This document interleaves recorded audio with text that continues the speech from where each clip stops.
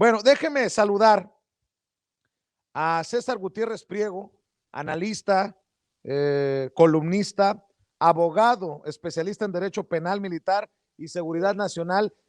Te mando un abrazo, César. Buenas noches. Gracias por acompañarnos. Al contrario, Vicente, buenas noches a ti. Saludos a ti y a todo tu auditorio. Oye, César, te tengo que preguntar ya seriamente, y creo que da para mentar la madre toda la noche. ¿Qué piensas de esta propuesta del PRI para que los mexicanos paguemos los gastos legales de la defensa del general Cienfuegos? Mira, yo la veo totalmente carente de una realidad jurídica y de una realidad que vivimos en este país. Lo que sí, yo lo veo más como un acto de campaña para tratar de ganarse por ahí ciertos adeptos dentro del ejército o al alto mando. Pero la realidad es que jurídicamente incluso la Secretaría de la Defensa sí estaría obligada a brindar una asesoría o por lo menos brindar a un asesor jurídico en el caso del general Cienfuegos. Y te voy a explicar por qué. Porque aunque el general Cienfuegos ya se encuentra retirado, él sigue apareciendo como asesor del alto mando. Y no es que el general Luis Crescencio Sandoval lo haya decidido así, sino que existe un decreto presidencial por el cual todos los secretarios de la defensa salientes, en cuanto pasan a formar parte de la honrosa situación de retiro, se convierten en automático en asesores del alto mando, y eso los convierte en funcionarios de alto nivel de la Secretaría de la Defensa Nacional. Pero no lo descalifica su actuar, al menos lo que dicen los gringos, que fue un actuar corrupto, un actuar criminal. ¿No lo descalifica de eso? Bueno, por supuesto, así como no podemos nosotros violentar la presunción de inocencia del general, tampoco nosotros podemos mandar recursos, porque entonces lo que nosotros estaríamos manifestando es que las imputaciones carecen de valor y que nosotros consideramos que son falsas. Entonces, así como no podemos caer en el exceso de condenar al general y decir que él es culpable por la simple imputación y tratando de respetar siempre no la presunción de inocencia, tampoco podemos irnos al extremo. Pero aparte quisiera abundar un poquito más en eso.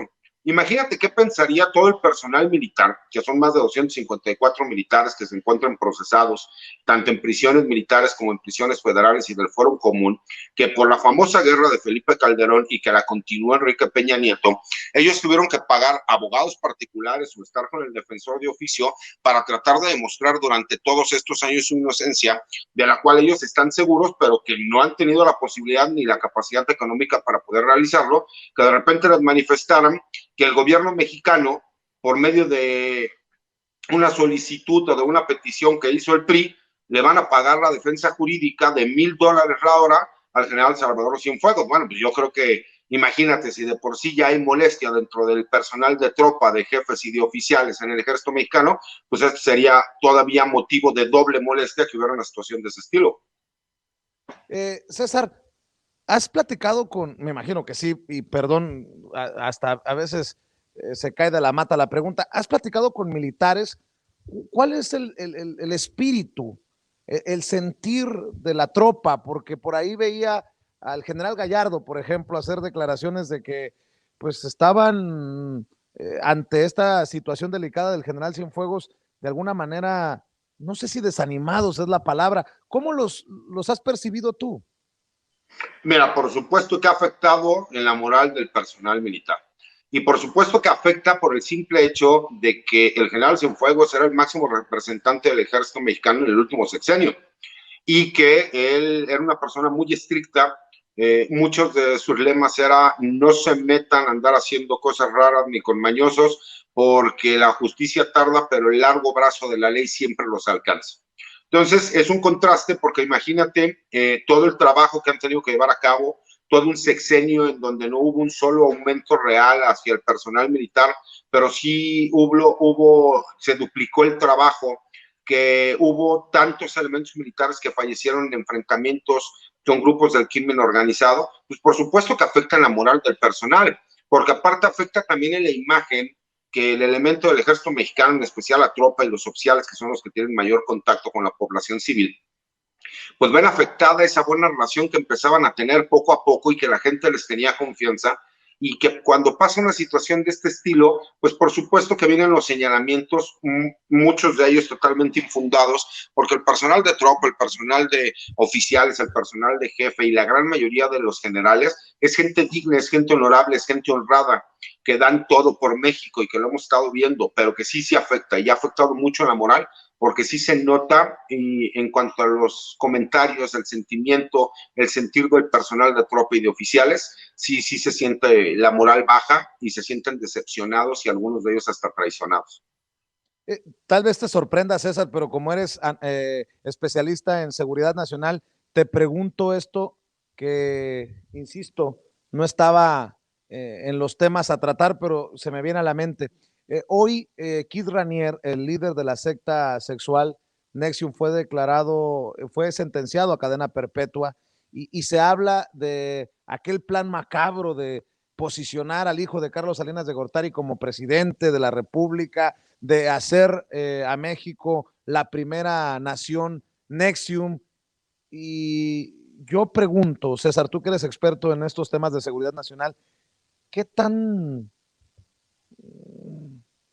pues, qué tan complicado era esto? ¿Qué tan alucinante llegó a ser esta posibilidad, este peligro para México? No es poca cosa desde mi perspectiva, pero quiero escuchar tu punto de vista. Mira, por supuesto que no es poca cosa, pero yo creo que era más un sueño guajiro que una realidad. Porque si bien es cierto, Carlos Salinas de Gortari posiblemente es uno de los políticos que mayor influencia y poder tiene en este país, también lo es que su hijo es conocido por ser hijo de él, pero no por ser un político ni por dedicarse a la política. A él se le tiene más en un ambiente a lo mejor de empresario.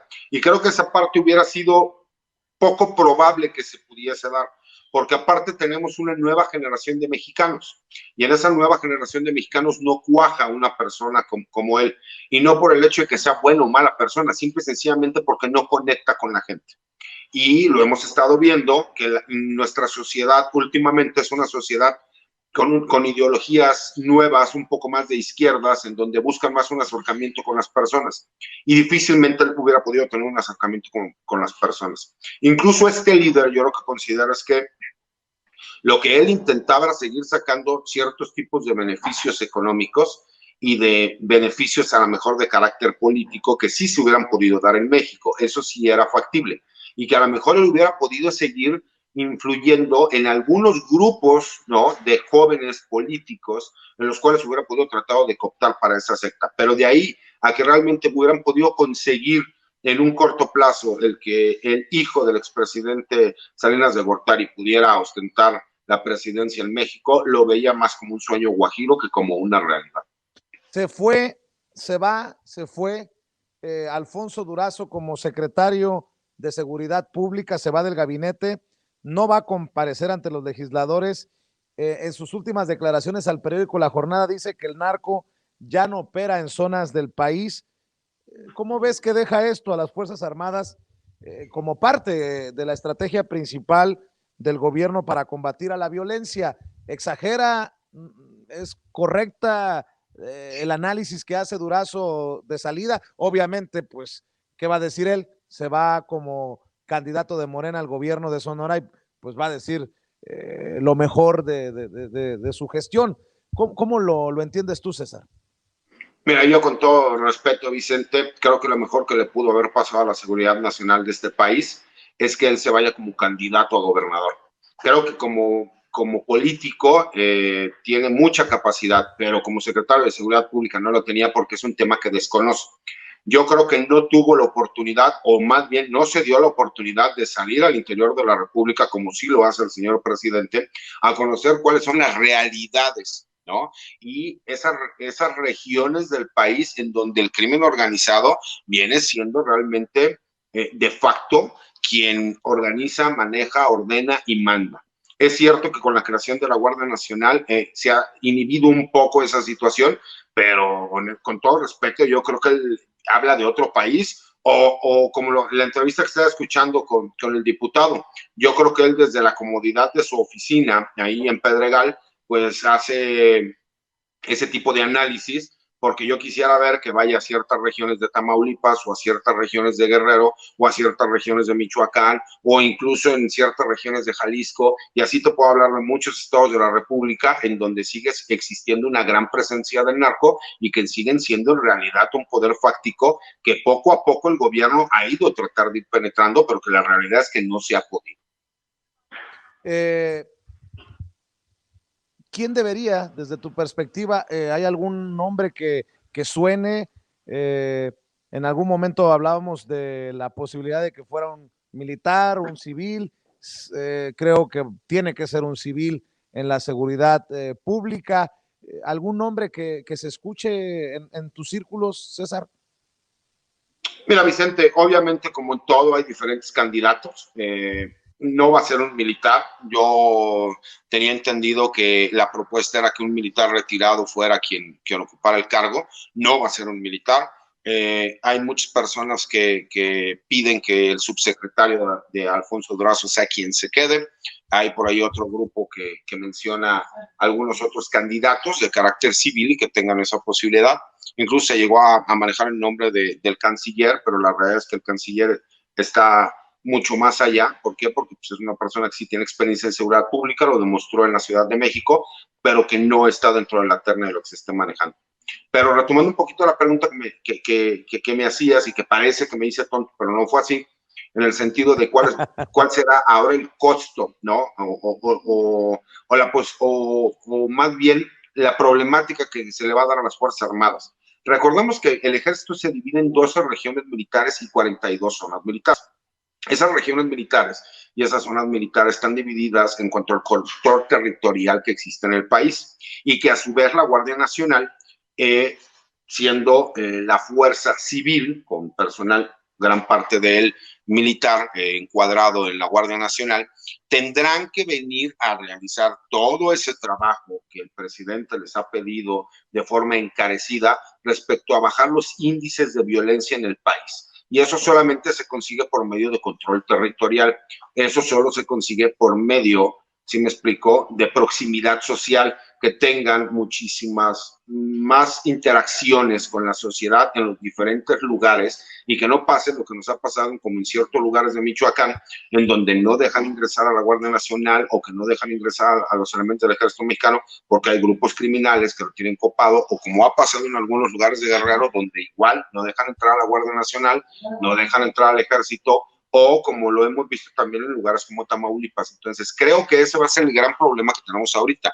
Y más por el hecho de que la detención del general Cienfuegos va a ser un tema que van a estar utilizando forzosamente los enemigos políticos del presidente, de la oposición, para tratar de demeritar el trabajo de las Fuerzas Armadas, que son los que han sido en este momento la realidad del caballito de batalla de la 4T.